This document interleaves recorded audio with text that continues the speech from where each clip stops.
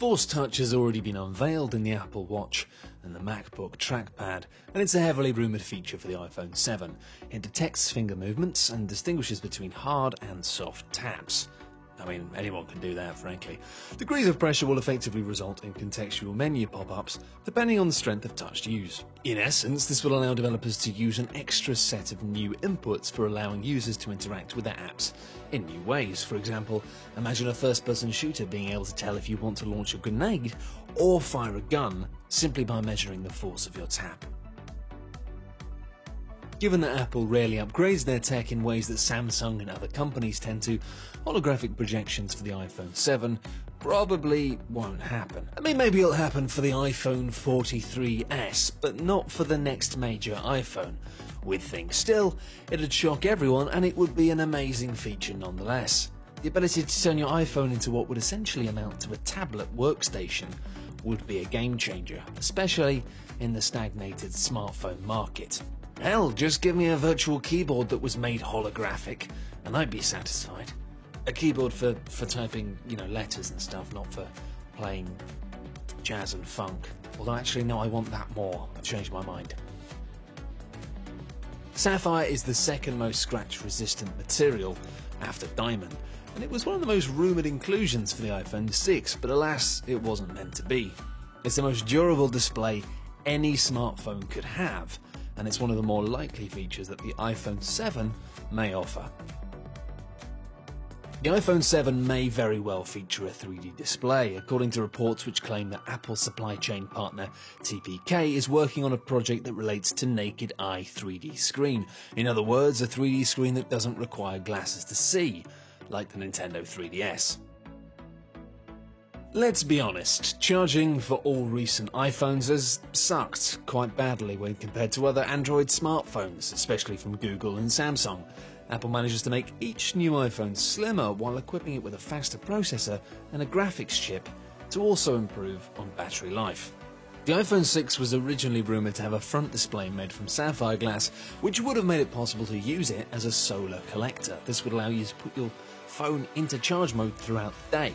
All you'd have to do is take a walk in the park at lunch just to give a boost to your battery. I mean, a walk in the park with your phone out, which might be risky depending on the park, and also you do need sunshine, which, if you're from England like me, you've got basically no chance of having any. But, it would be fun. Here's hoping it comes to the successor. Another feature we'd like to see in the iPhone 7 is the device being waterproof. Apple has already emphasised health-related functionality in its mobile devices going forward, and it would be a logical move for the smartphone, enabling athletes to utilise it while swimming, etc. Go for a swim whilst checking Facebook? No, just me? Alright.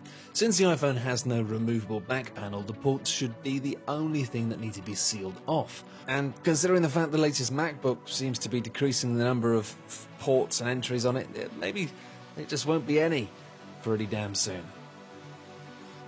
It's kind of annoying that Apple have never really upgraded the iPhone screen in terms of keeping up with the latest technology.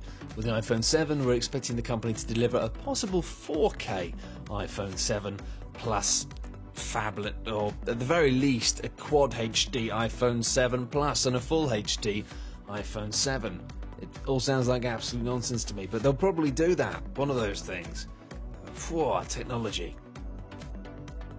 What is this? The 1990s? Are we all back in the 1990s? Why haven't we got wireless stuff going? Wireless everything.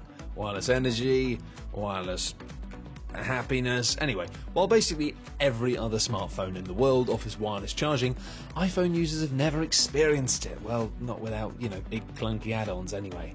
The technology has come a long way in the past few years, and Apple, a company that has over $100 billion in the bank, should ideally invest in a now common feature that you see in many kinds of phones.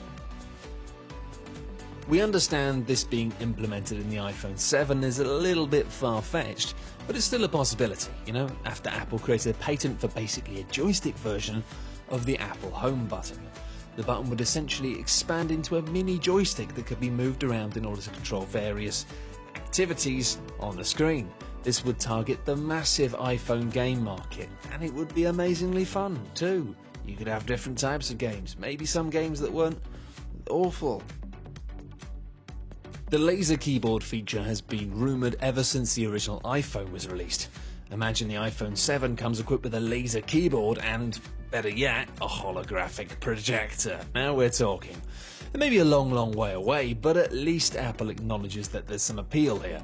They have a patent for a predicted keyboard showing how the system might work with a laser predicted keyboard built into an iPad. Maybe one day, my personal dream of playing Grand Theft Auto 6 anywhere via the iPhone 7 whilst playing jazz music on a holographic keyboard with a joystick feature and an inbuilt projector could become the reality that currently is just a dream. But knowing Apple and the fact that that's kind of ridiculous, probably not.